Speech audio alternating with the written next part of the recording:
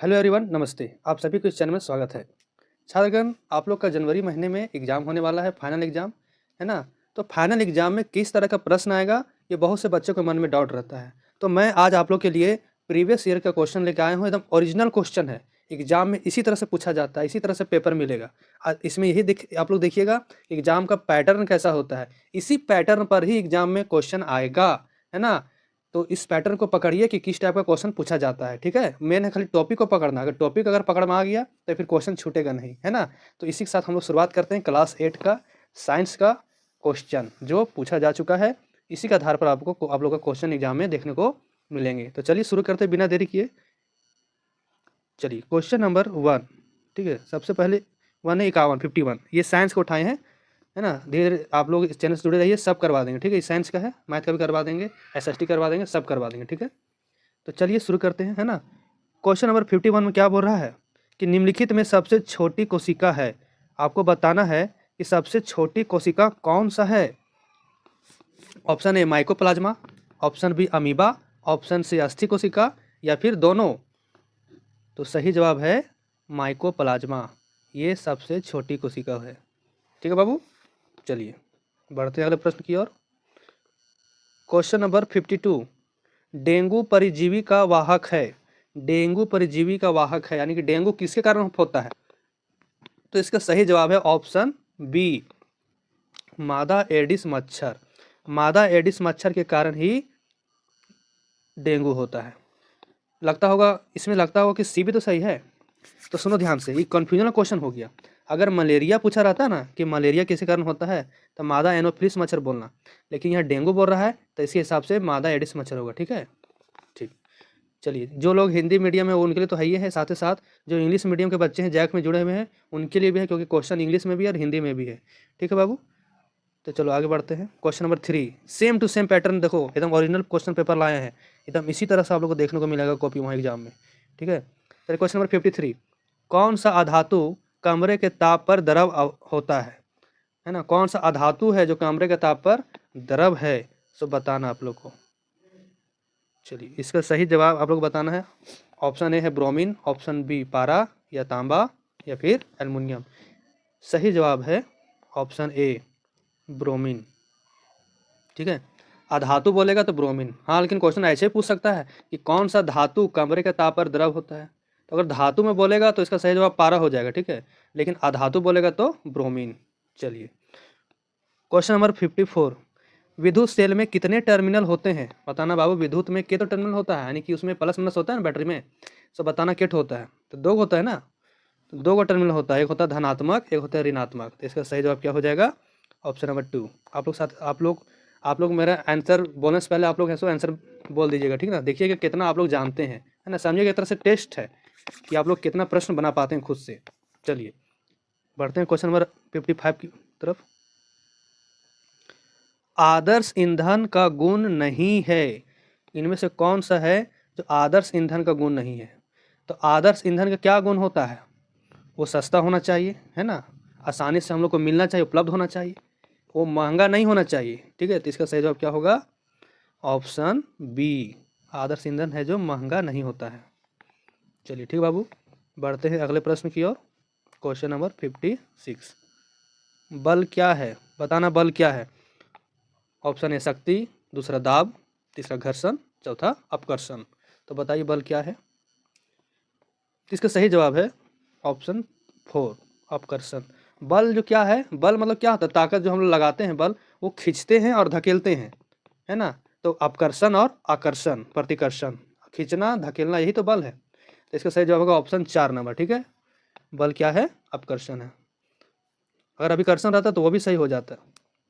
चलिए question number 57, समाप्त होने वाला प्राकृतिक संसाधन है, कौन सा संसाधन है जो समाप्त हो जाएगा?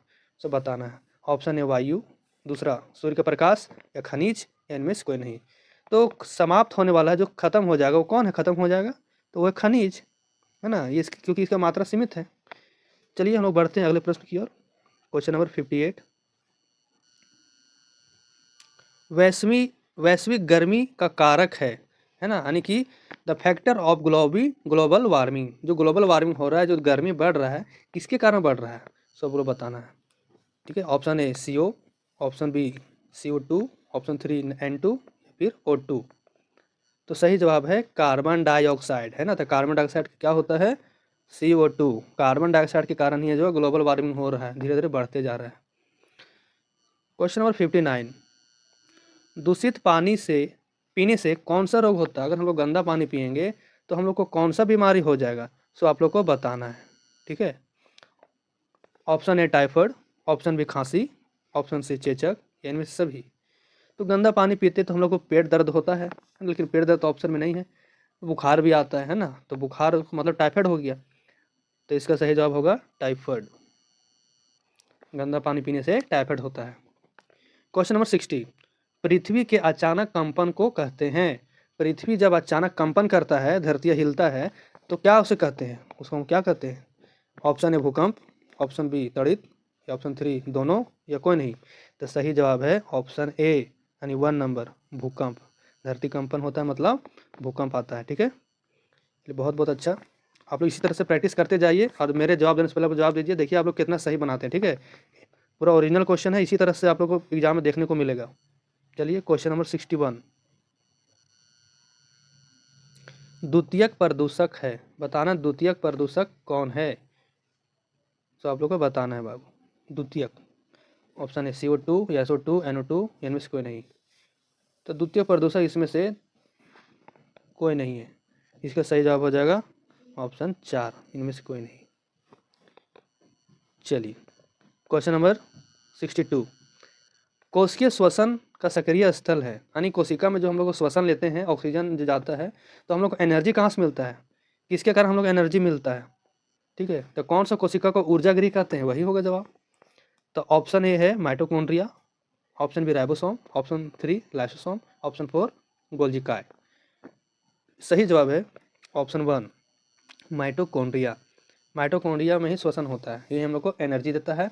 हाँ, अब माइटोकॉन्ड्रिया आ गया तो माइटोकॉन्ड्रिया से एग्जाम में बनता है प्रश्न कि कोशिका का ऊर्जा घर किसे कहते हैं? तो माइटोकॉन्ड्रिया को। ऊर्जा गृह कैसे किसे कहते हैं? माइटोकॉन्ड्रिया को। पावर हाउस किसे कहते हैं? माइटोकॉन्ड्रिया कहते हैं, ठीक है। क्वेश्चन नंबर 63, कोशिका की खोज कब हुई? अब देखिए, ये पिछला साल पूछा था कि कोशिका खोज कब हुआ, तो ये आप बताना इसका सही जवाब। सही जवाब है ऑप्शन 4, 1665 ईस्वी में, ठीक है। तो इस बार एग्जाम में पूछ दिया कोशिका खोज कब हुई, तो हो सकता है कि आप लोग एग्जाम में पूछे कि कोशिका खोज किसने किया, है ना। तो आप लोग कमेंट कीजिए कोशिका खोज किसने किया। एक और सवाल पूछ सकता है कि जीवित कोशिका खोज किसने किया, है ना। जीवित कोशिका खोज एंटोनी लिवेनहॉक ने किया था, ठीक है। चलिए क्वेश्चन नंबर 64, पेंसिल लीड बनाने में किसका उपयोग किया जाता है? बताना है। पेंसिल का जो लीड होता है, यानी कि बुट्टी जो छिलते हैं हम लोग कटर से, जो टूट जाता है, वो क्या चीज का बना हुआ होता है? सो बताना है। तो इसका सही जवाब है बाबू ग्रेफाइट, है ना। ग्रेफाइट जो होता है उसी से पेंसिल बनता है, उसी से हम लोग लिखते हैं। और ग्रेफाइट जो है वो विद्युत का सुचालक होता है ना। तो विद्युत, अगर एग्जाम में आएगा कि कौन सा अधातु है जो विद्युत का सुचालक है, तो सही जवाब होगा ग्रेफाइट, क्योंकि ग्रेफाइट अधातु है लेकिन वो विद्युत का सुचालक है। क्वेश्चन नंबर 65, कौन जीवाश्म ईंधन नहीं है? जीवाश्म ईंधन, तो सबसे पहले समझेंगे जीवाश्म ईंधन क्या होता है।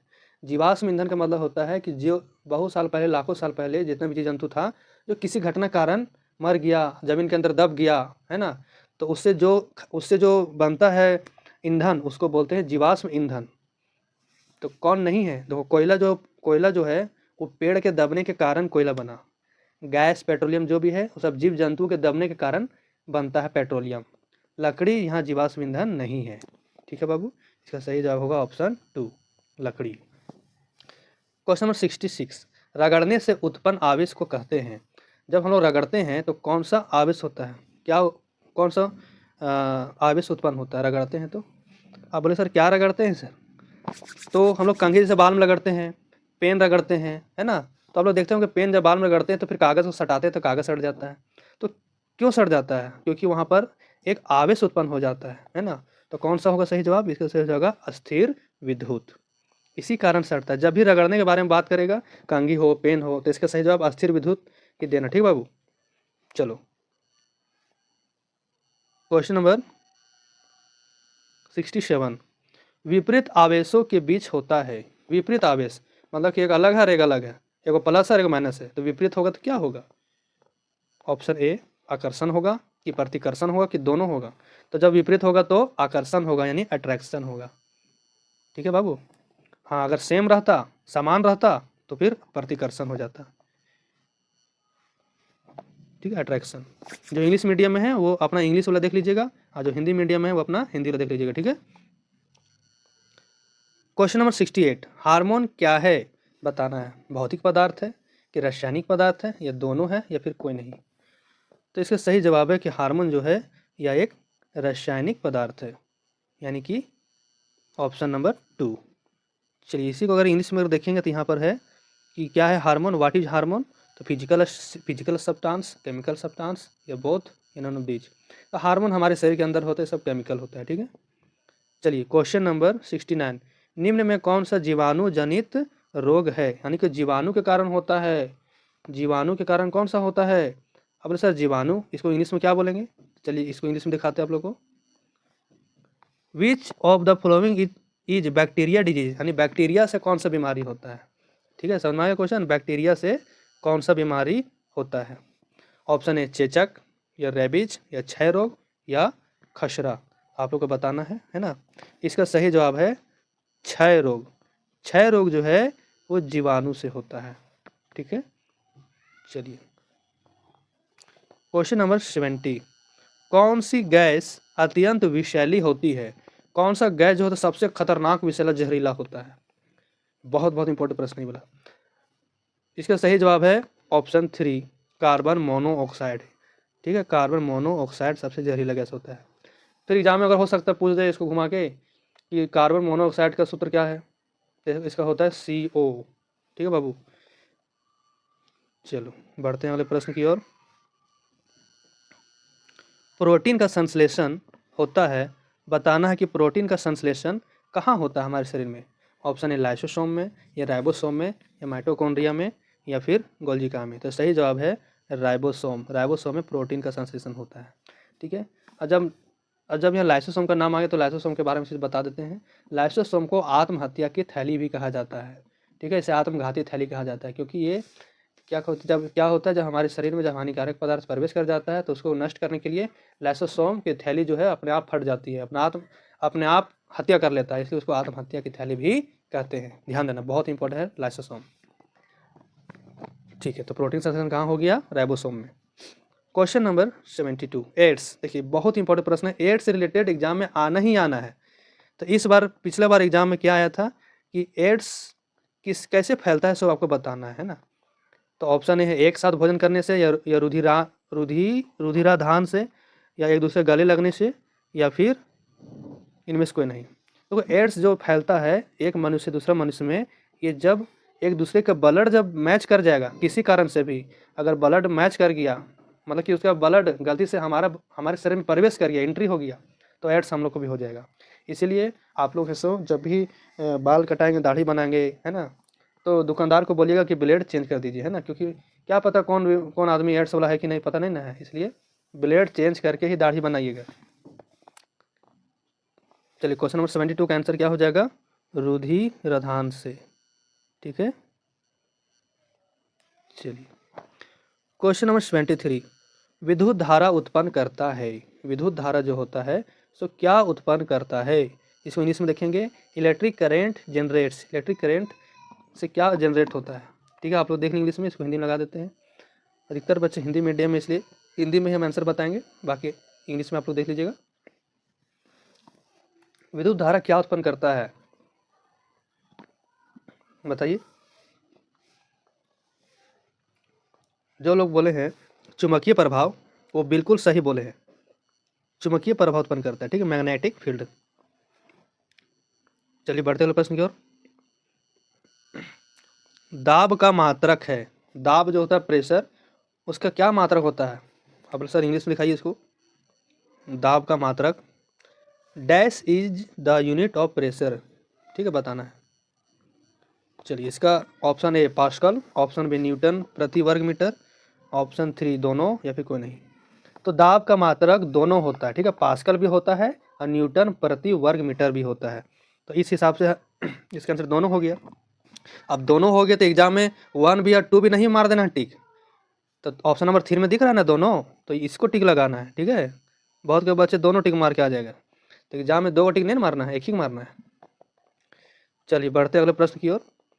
क्वेश्चन नंबर 25, ज्वाला में कितने क्षेत्र होते हैं? ज्वाला मतलब जो आग जलाते दहन होता है, तो उसमें आग जो है उसमें के ठो क्षेत्र बनता है, तो बताना है।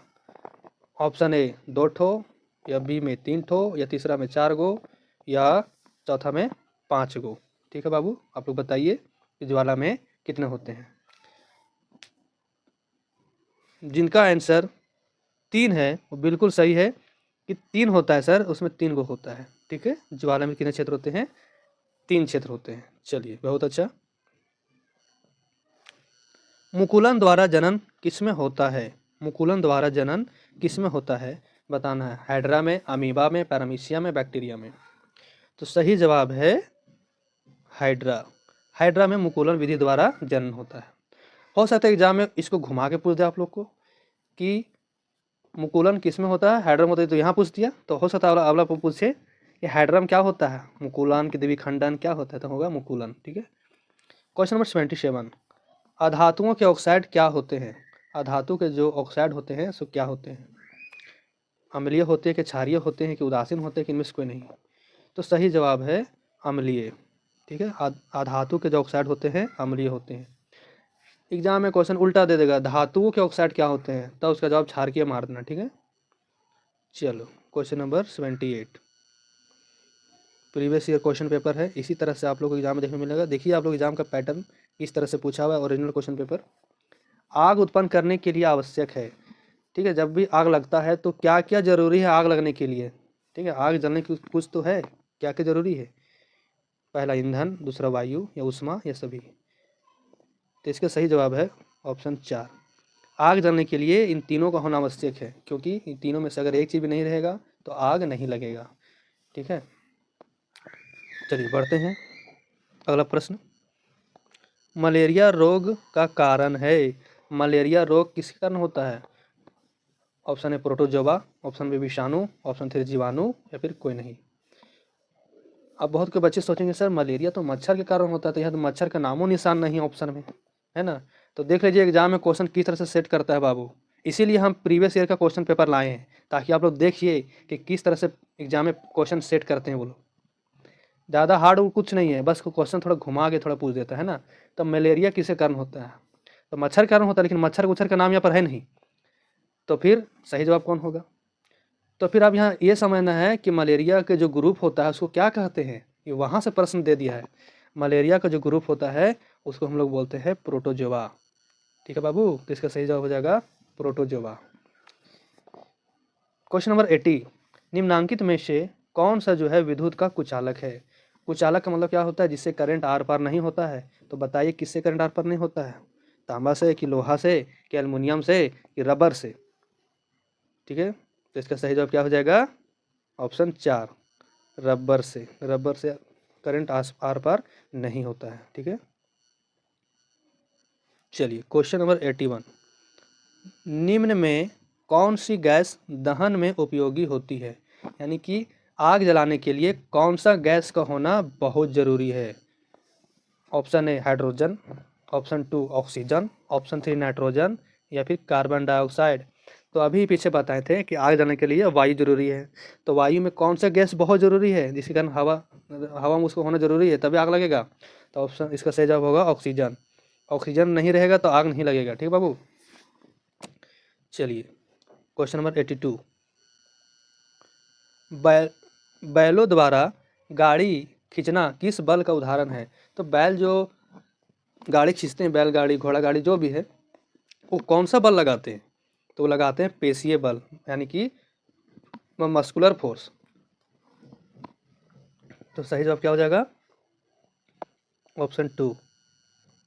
ठीक है, पेशीय बल, इंग्लिश में हो जाएगा मस्कुलर फोर्स। क्वेश्चन 83, एक अधातु जो कठोर होता है वह क्या है? कौन सा धातु है जो कठोर है, सबसे ज़्यादा कठोर होता है? तो इसका सही जवाब होगा ऑप्शन 3, हीरा। ठीक है, चलिए 84, निम्न में से कौन संश्लेषित रेशा है? संश्लेषित मतलब सिंथेटिक, जो कृत्रिम रेशा है, जो प्रकृति द्वारा नहीं प्राप्त होता है। ऑप्शन है सूती या रेशम या ऊन या रेयॉन। ठीक है, तो सूती रेशम ऊन जो है ये प्राकृतिक रेशा है ना, ये नेचर से प्राप्त होता है। रेयॉन जो है ये नेचुरल नहीं होता है। ठीक है, तो इसका सही जवाब क्या हो जाएगा? Option 4 rayon. ठीक बाबू, चलिए क्वेश्चन नंबर 85।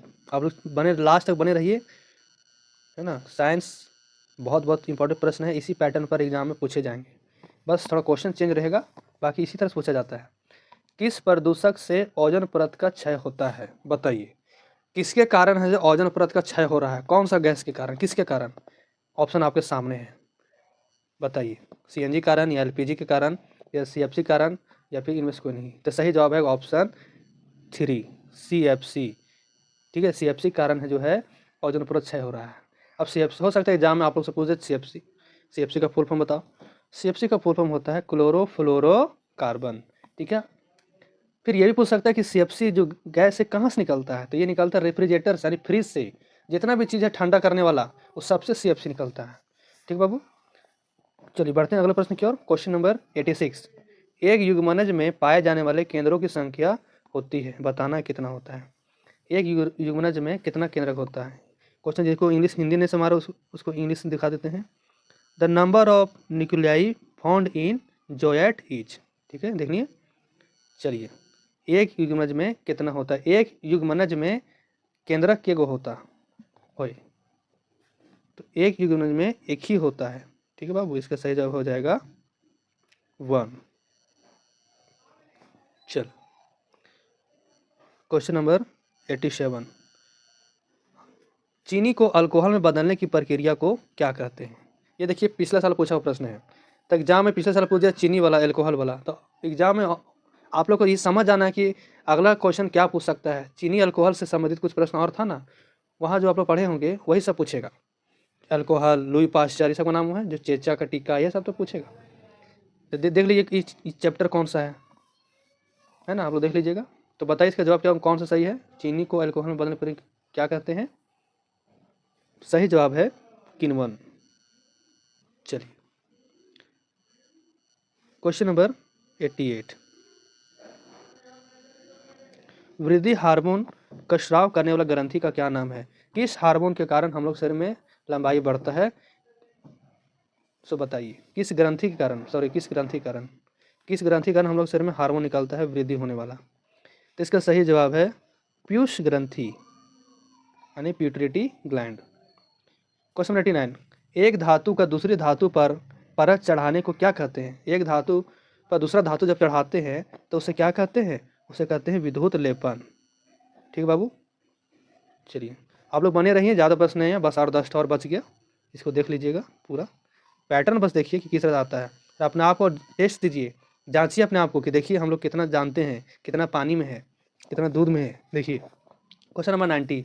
जंतुओं द्वारा प्राप्त खाद्य पदार्थ है, इसमें से कौन है जो जंतुओं से प्राप्त होता है? देखिए बस छोटा सा प्रश्न है, आसान सा प्रश्न है, थोड़ा सा भी दिमाग लगाइएगा तो बन जाएगा। तो जंतु से क्या प्राप्त होता है? दाल कि फल कि चावल कि शहद?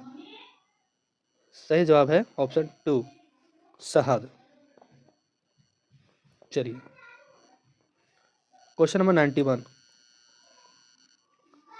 किसके प्रयोग से घर्षण कम किया जाता है? बताना है कि हम क्या यूज करेंगे कि घर्षण कम हो जाएगा, कम रगड़ाएगा। ऑप्शन है ग्रीस या तेल या दोनों या फिर कोई नहीं। तो घर्षण को कम करना है तो तेल भी लगाना है और ग्रीस भी लगाना पड़ेगा, दोनों चीज़ लगाना पड़ेगा ना। तो इसका सही जवाब हो जाएगा ऑप्शन 3 दोनों। Question number 92। एक टेडपोल जिस प्रकार वयस्क होता है वह है? टेडपोल मतलब कि मेढक के बच्चा, मेढक के बच्चों क्या बोलते हैं? टेडपोल बोलते हैं। तो मेढक के बच्चा जैसे जैसे बड़ा होता है उस प्रक्रिया को क्या कहते हैं? ठीक है, तो उस प्रक्रिया को कहा जाता है निषेचन। सॉरी निषेचन नहीं, कायांतरण, कायांतरण कहते हैं। ठीक है, तो जो भी अपना रूप धीरे धीरे बदलता है ना उसको बोलते हैं कायांतरण, क्योंकि शुरू में कुछ और आता है बाद में कुछ और बन जाता है। जैसे मेढक का बच्चा, रेशम कीट का बच्चा है ना, शुरू में कुछ और रहता है, धीरे धीरे वो बड़ा हो जाता है। जैसे मेढक का बच्चा है, बच्चा में लगेगा मछली जैसा, है ना। लेकिन जैसे जैसे बड़ा हो जाएगा उसका पैर निकलना चालू हो जाता है, वो बैंग बन जाता है, मेढक बन जाता है। तो जो अपना रूप बदलता है उसको बोलते हैं कायांतरण। तो इसका सही जवाब क्या हो जाएगा? कायांतरण। चलिए क्वेश्चन नंबर 93, मानव कान की श्रव्यता प्राप्त है, यानी कि हम लोग मनुष्य जो सुनता है तो कितना से कितना सुनता है, बताइए कितना हर्ट्ज से कितना। तो इसका सही जवाब है ऑप्शन 2, 20 हर्ट्ज से 20,000 हर्ट्ज तक।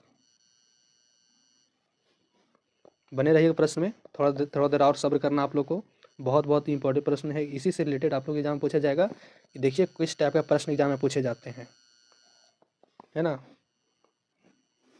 बस आप लोग को समझना है, देखना है कि हम लोग कितना जानते हैं और किस तरह से प्रश्न आता है। अगला प्रश्न जो एग्जाम में आप लोग को आएगा वो इसी आधार पर रहेगा, ठीक है, बस थोड़ा बड़ा अंतर होता है। क्वेश्चन नंबर 94, क्लोरोप्लास्ट किस में पाया जाता है, बताइए क्लोरोप्लास्ट किस में पाया जाता है।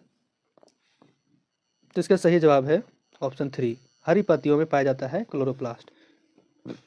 चलिए तब क्लोरोप्लास्ट आ गया तो ये भी एक क्वेश्चन और पूछ सकता है कि पत्तों का जो रंग हरा होता है वो किसके कारण होता है। आप लोग कमेंट कीजिएगा कि पत्तों का रंग हरा किसके कारण होता है। चलिए एक और क्वेश्चन पूछता है कि हमारे शरीर में जो खून का रंग होता है लाल किसके कारण होता है, वो भी बताइएगा आप लोग बाबू। चलिए क्वेश्चन 95, आवर्त काल का SI मात्रक है। आवर्त काल इंग्लिश में सुनिए, dash is the SI unit of time period. Time period का SI यूनिट क्या होगा। तो सही जवाब है सेकेंड। सेकेंड जो होता है आवर्त काल का SI मात्रक होता है। चलिए क्वेश्चन नंबर 96, 1 किलोग्राम भार बराबर होता है, 1 किलो जो होता है 1 किलो वो किसके बराबर होता है, लगभग 6 न्यूटन या 8 न्यूटन या फिर 9 न्यूटन या 10 न्यूटन के बराबर। तो 1 किलोग्राम जो भार होता है वजन ना, उसको अगर न्यूटन में कन्वर्ट करते हैं तो आता है 9.8 न्यूटन। तो ऑप्शन में तो ऐसा नहीं है, तो 9.8 किसके आसपास है, 9.8 जो है वो 10 के आसपास है, तो इसलिए इसका सही जवाब हो जाएगा लगभग 10 न्यूटन। ठीक है, थोड़ा थोड़ा कुछ कुछ प्रश्न है जो आप लोग को थोड़ा सोचना पड़ेगा, दिमाग लगाना पड़ेगा बाबू। चलिए 4 क्वेश्चन और रह गया। आपतन कोण प्रवर्तन कोण के बराबर होता है। आप लोग पढ़े होंगे दर्पण में, परावर्तन के नियम पढ़े होंगे कि आपतन कोण और परावर्तन कोण हमें बराबर होते हैं। तो कब बराबर होगा, ऑप्शन ए सदैव या कभी कभी या विशेष दशाओं में या कभी नहीं। तो आपतन कोण परावर्तन कोण के बराबर होता है, ये क्या कभी कभी बराबर होगा, नहीं, ये हमेशा बराबर होगा, ठीक है, सदैव बराबर होगा। चलिए अब इसका आंसर हो जाएगा ऑप्शन ए सदैव। चलिए क्वेश्चन नंबर 98, श्वेत प्रकाश में कितने रंग होते हैं। श्वेत प्रकाश मतलब इस सूर्य का प्रकाश जो है इसमें कितना ठो रंग होता है। आप लोग देखे होंगे वर्षा के मौसम में कि इंद्रधनुष बन जाता है ना, तो श्वेत प्रकाश में उतना सा रंग जो आ जाता है। इंद्रधनुष में कितना रंग होते हैं, इंद्रधनुष में 7 रंग होते हैं, है ना। तो 7 रंग होते हैं श्वेत प्रकाश में। चलिए क्वेश्चन नंबर 99, निम्न में से किसमें बाह्य निषेचन होता है। बाह्य निषेचन का मतलब होता है शरीर के बाहर, शरीर के बाहर निषेचन होता है। तो बताइए किसमें, कुत्ता में या बिल्ली में, मेढक में या मनुष्य में। इसमें जो टिक लगा हुआ है इसमें ध्यान मत दीजिएगा, ये कोई स्टूडेंट टिक लगाए हैं। बाहर निषेचन होता है शरीर के बाहर, तो शरीर के बाहर किसमें होता है निषेचन, तो होता है मेढक में। ठीक है, मेढक क्या होता है, अंडा दे देता है, तो शरीर के बाहर ही होता है और वो अंडा से फिर बच्चा निकलता है। बाकी कुत्ता बिल्ली मनुष्य ये सब आंतरिक निषेचन में आता है। चलिए आप लोग इतना देर तक बने रहे तो उसके लिए बहुत बहुत धन्यवाद। लास्ट क्वेश्चन बच गया है ना। अब लोग देखिएगा, जंतु कोशिका में अनुपस्थित होता है। जंतु कोशिका में अनुपस्थित, अनुपस्थित मतलब कि अब्सेंट, जंतु कोशिका में क्या नहीं पाया जाता है। ऑप्शन ए कोशिका झिल्ली, या दूसरा केंद्रक, या फिर कोशिका भित्ति या जीवग्रह। तो जंतु कोशिका में कोशिका भित्ति नहीं पाया जाता है, ठीक है, तो इसका सही जवाब हो जाएगा कोशिका भित्ति। ठीक है बाबू, तो ये थे साइंस का इंपॉर्टेंट प्रश्न जो पिछले साल पूछे जा चुके हैं। इसी पैटर्न पर आप लोग को एग्जाम में पूछे जाएंगे। तो आप लोग अगर इसी तरह का और वीडियो चाहते हैं, इंपॉर्टेंट क्वेश्चन देखना चाहते हैं, तो चैनल से जुड़ जाइए, चैनल को सब्सक्राइब कर लीजिए और बेल आइकन को दबा दीजिए, है ना, ताकि जो भी वीडियो हम अगर अपलोड करेंगे सबसे पहले आप लोग के पास पहुँचे। ठीक बाबू, और अब रेगुलर अब वीडियो बनाएंगे और जब तक एग्ज़ाम नहीं हो जाता तब तक क्वेश्चन डालते रहेंगे, और एग्ज़ाम में एक भी क्वेश्चन बाहर नहीं जाएगा, ठीक है, सब इसी के अंदर से आएगा, जितना भी वीडियो बनाएंगे उसी के अंदर से आएगा। इसलिए चैनल को जल्दी सब्सक्राइब कर लीजिए ताकि आपको एग्ज़ाम में बढ़िया नंबर आए। ठीक है बाबू? ठीक है बाबू, आज के लिए इतना ही, फिर मिलते हैं अगले वीडियो में।